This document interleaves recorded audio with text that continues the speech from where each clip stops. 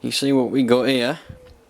This is a piston that I bought from from a show maybe 10 years ago now, maybe more. It was supposed to have come out of an old Caterpillar bulldozer. I don't know whether it did or whatever, you know. It's basically, you know, you got your big combustion hole there and all this. But the main reason I'm using this, because I haven't actually got, I did have, oh look, funnily enough, look, I've got another demonstration down here. I did have another one, but I don't know where it's gone. We'll put that up there and I'll use that in a minute. I had another one but I can't find it. Anyway, a friend of mine that also makes YouTube videos, he's a budding mechanic really. He's starting off being a mechanic by the sounds of things. And he said to me, he's got this RX, I think he said it was an RX-7. And I'm not going to name and shame him, but when he sees the title of this video, I'm sure he'll know who he is and he'll watch it. But he said that the O-rings need replacing. So I thought he meant the valve stem seals. But then he said they're on the piston. I don't think he knows what a piston ring is. So he ain't sure what he's got to change.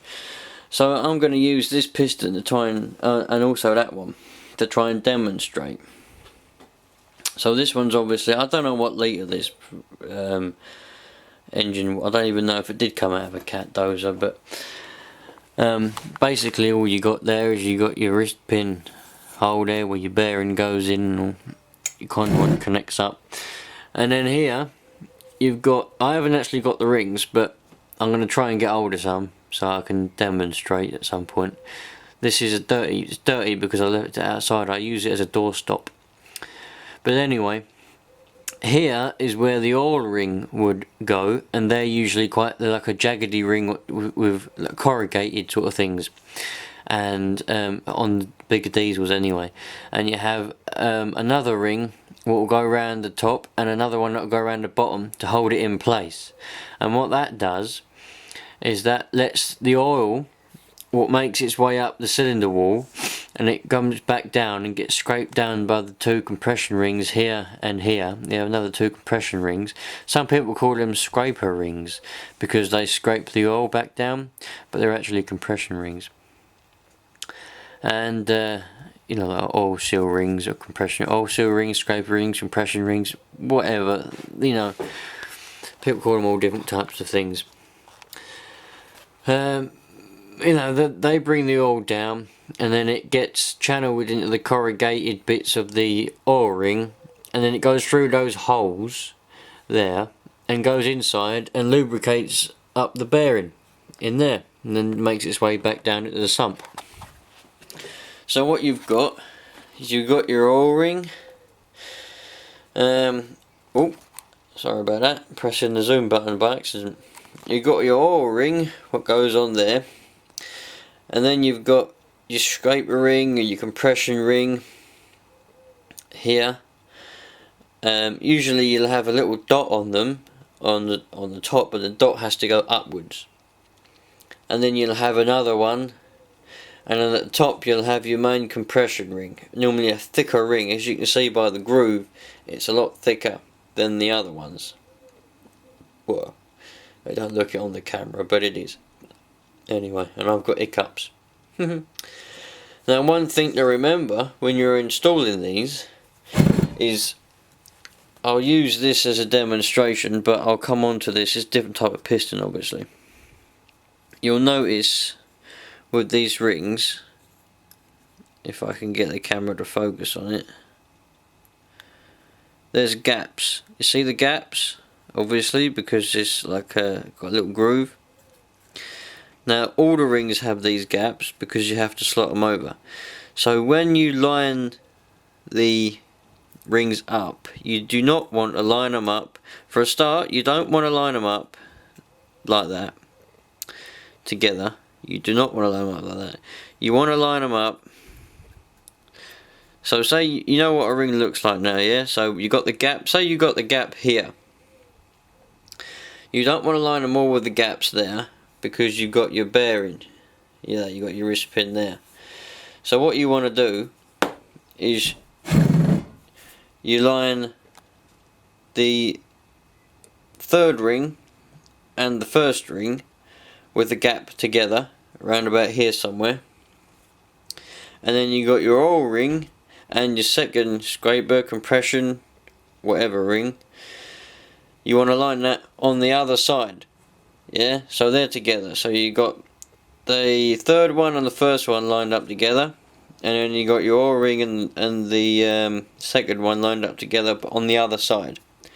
That's the way you want to do it. That's the correct way of doing it. Now, this is obviously a diesel piston. I did have a 4-stroke piston, but I can't find it anywhere. So you're gonna have to make do with this one. Now this one is a little 2-stroke piston. It actually came out of a little Gilera Runner moped thingamajig. If we can get focus. The light isn't really helping me too much. It's a bit on the shaded side, to be honest with you. See if we can go around like that. This is a 2-stroke piston. It just started to wear a lot. Lost a bit of compression, so I had to replace it for a friend. But because it's a 2-stroke, it only has 2 rings. Most 2-strokes only have 1 ring, because they don't have any oil in the sump or in the crankcase or anything, do they? Because they have the oil mixed in with the fuel. But some of them, usually you get small pistons like this, only have 1. It's quite strange for it to have 2. Let's see if we can go over in the light a bit more so you can see it. Usually the little smaller 2-strokes like this only have 1 ring. It is strange for it to have 2, but you know, they're just compression rings. That's all they are. It's just a compression ring. Both compression rings. And you would line them up like that. You'd have one, you'd have that one lined up in the middle there, and the other one in the middle over here. But that one's jammed, so that it doesn't go down into there.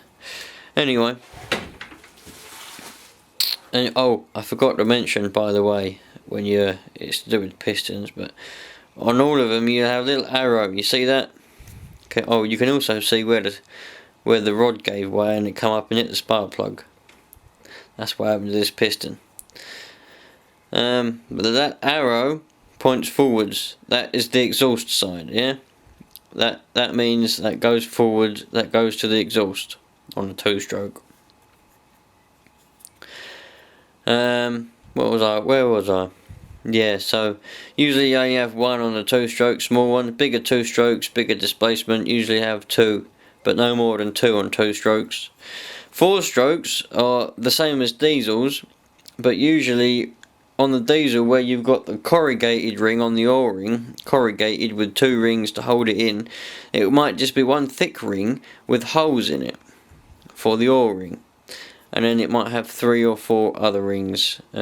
One oil ring and 2 compression rings. It might even have 1 oil ring and 1 compression ring. You know, it depends on the design of the piston, the rings, but that's the way that it is. So hopefully now, oh, one more thing. On this particular piston, it's going to go against what I said, but you will notice there is a little dot inside there. You see it? That is where you line that ring. This one has the guidance. Some pistons don't have a guide, so in which case you would just line it up in the middle there. But this one has a guide, so that's how you do that one. And there'll be another one around here somewhere, probably in there somewhere. It's probably at the back here, but this ring's jammed, so I can't get it out. So yeah, now you know who you are. Now you've seen what a piston ring looks like. You probably have anyway, but I found it absolutely astonishing that you couldn't tell me what it was you was replacing in your engine that was causing it to burn oil. And when you said O-rings and then you said they're on the piston, I was a little bit in shock. So now you know what the piston rings are. You can hopefully tell me what it is you've had to replace. You know, Was it the valve stem seals or was it piston rings? Valve stem seals are essentially O-rings. I'm going to try and get hold of a head so I can show everybody what valve stem seals are. But that's piston rings anyway. So now hopefully everyone knows what piston rings are and how to install them. One more thing actually. The way that you install pistons with the piston rings is you use a piston ring compressor, which I have in my trusty toolbox. I have a couple of different sizes of piston ring compressors. This is just basically, I haven't got a piston that's the right size to go in here though, but this goes over the piston. If you can imagine it, I'll demonstrate on this little one. It goes over the piston. Make sure you put plenty of oil inside, plenty of engine oil, lubricate it up, lube up the piston as well. Put it over the top, and then you just do up this little thing, do up the little ratchet. There is the, I've got the keys in here somewhere. There, little square things, what goes inside there. And you just do it up, and you tighten it up, and then you just use a hammer. So you got your piston in there, it's over the top of the cylinder.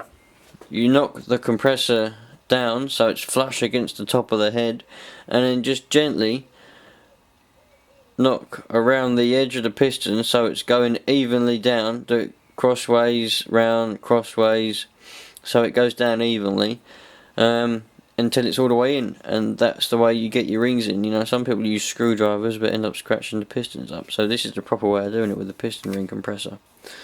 You know, I got a couple of different sizes. I got that one, I got this one, and I got this huge one here.